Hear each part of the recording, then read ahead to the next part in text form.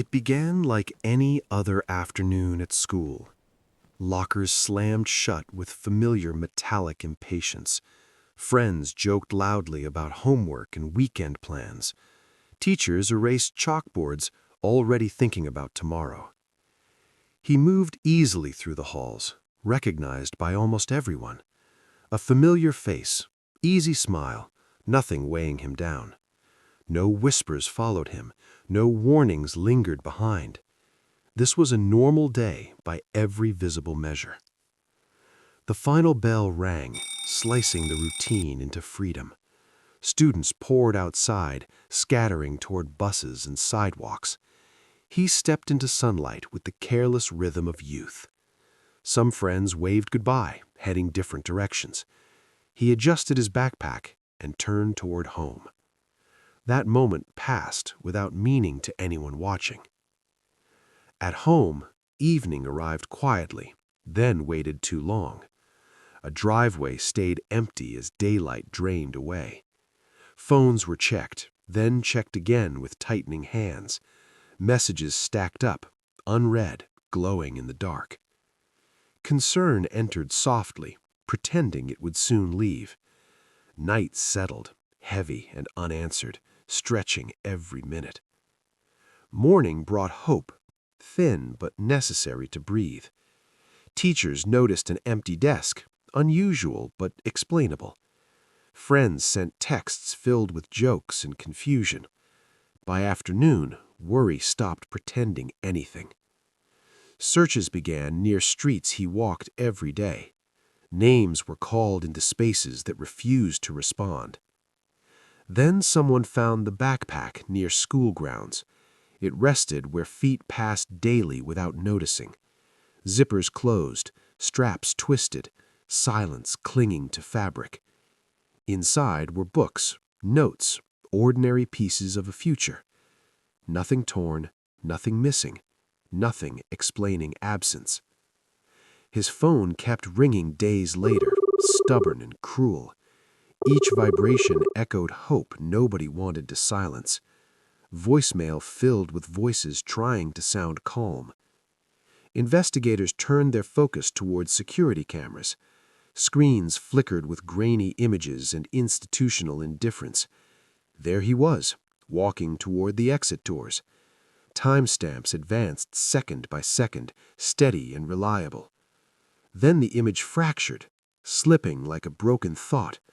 Static swallowed the frame at the precise threshold. When clarity returned, the doorway stood empty. No figure exiting, no return, no visible interruption. Just doors swinging slightly, responding to unseen air. Technicians paused, rewound, and watched again in silence.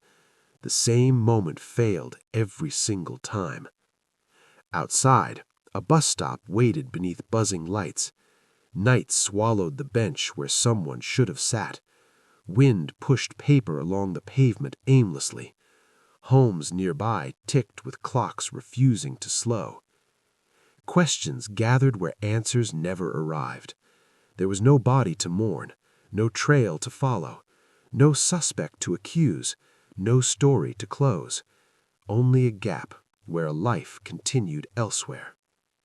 Some trust accidents, others distrust missing seconds. Between those frames, something slipped away unseen. Do you think the footage was altered or hiding something? Story 2. The bathroom that students avoided. Everyone remembers the hallway they learned to avoid. This one lived beyond the regular flow of students. It waited quietly in the oldest wing of the school. A wing scheduled for renovation and eventual erasure. Posters curled from the walls like tired promises. Ceiling tiles sagged with years of forgotten leaks. The lights flickered as if unsure they belonged there. At the far end stood the bathroom. The door looked ordinary at first glance. White paint dulled by decades of hands. A metal sign screwed slightly crooked. Nothing warned you to listen closely. The first reports came from students leaving late, study groups packing up after sunset. They said they heard crying while passing by. Soft crying, controlled, like someone hiding pain. It always came from behind the locked door. The handle never moved during the sound. No shadows passed beneath the frame. Just crying, steady, patient, waiting. Teachers responded the way teachers always do. They unlocked the door during daylight hours. Lights buzzed to life with reluctant effort. Stalls stood empty and dry. Sinks reflected only tired faces. Mirrors showed nothing out of place. The crying vanished the moment keys turned. Everyone blamed pipes and old construction. But the reports never fully stopped. They arrived once or twice a week. Different students, different times, same description. Always the locked restroom. Students began adjusting their routines quietly. They crossed the hall faster without explaining why. Friends were pulled along by the wrist. Laughter faded near that doorway. Then someone noticed the footprints.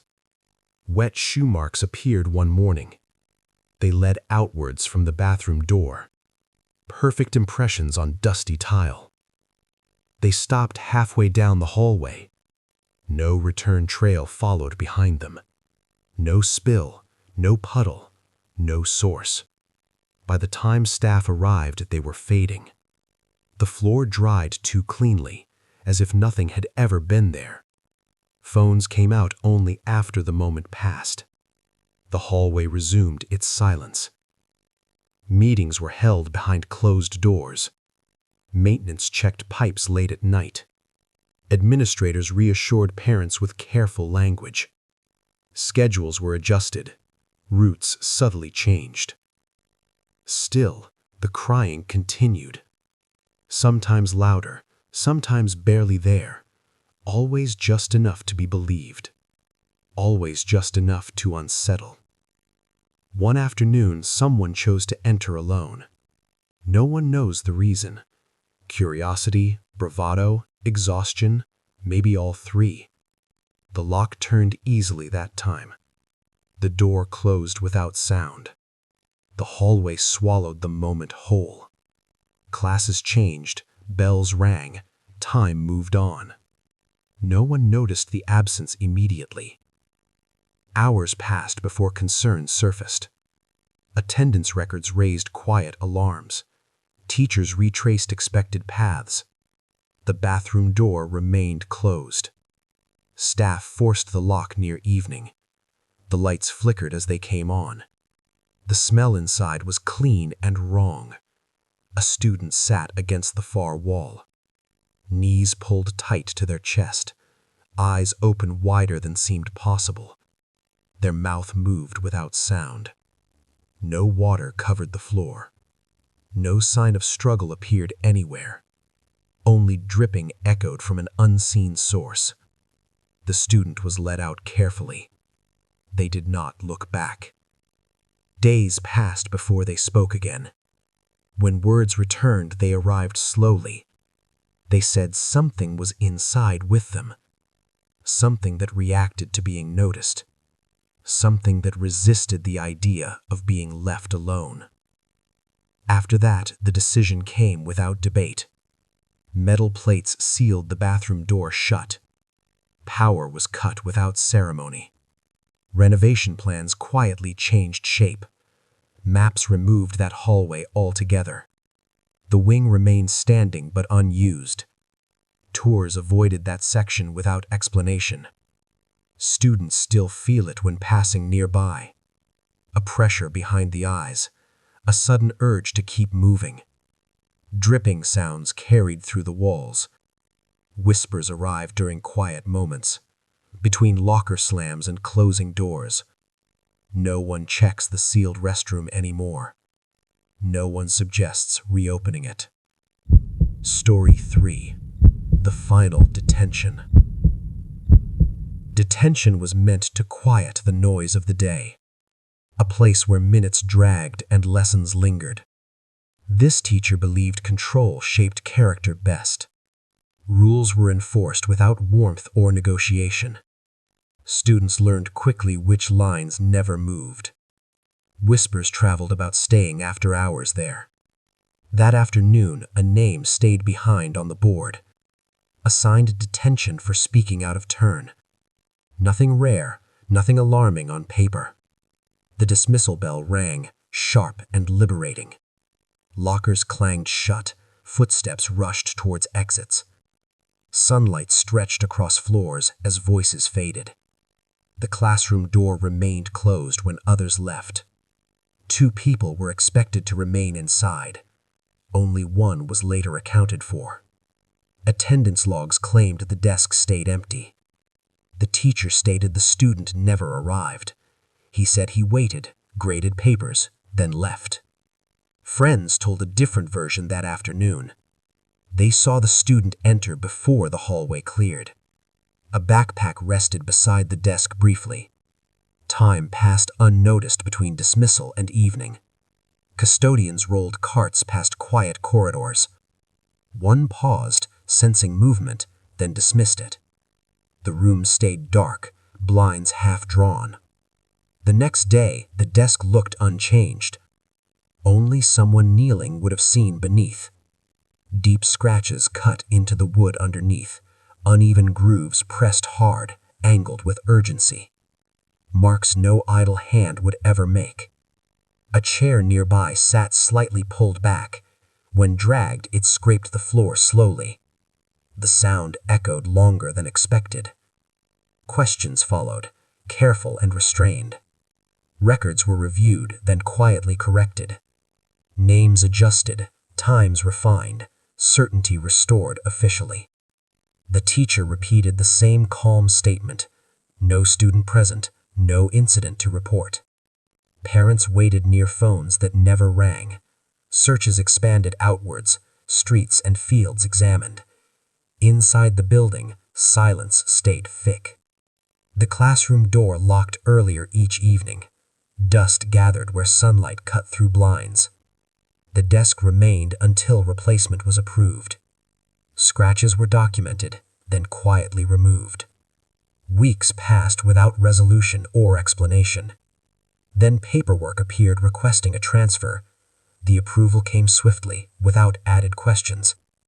A new school accepted the credentials easily. The classroom gained fresh furniture and fresh paint. No trace remained for new students to notice. Only memories lingered among those who stayed. The detention period remains unaccounted for. Was this neglect, or something darker? Story 4. The Locker That Was Never Used. The hallway hums with a tired fluorescent pulse tonight. Lockers line the walls like sealed mouths waiting. One locker sits there, assigned once, untouched, unnamed by hands. I noticed it because emptiness carries weight, because unused space still remembers being chosen. Paint flakes cling like old scabs along its edges. The number plate hangs crooked, embarrassed by attention.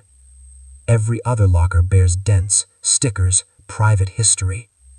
This one stays clean in a way that feels wrong. Teachers pass it daily without slowing. Students learn early which things to ignore. Silence becomes easier than curiosity in crowded buildings. Then a new name enters the attendance sheet. A new student drifts through class like loose paper. Guidance assigns the locker with a practiced smile.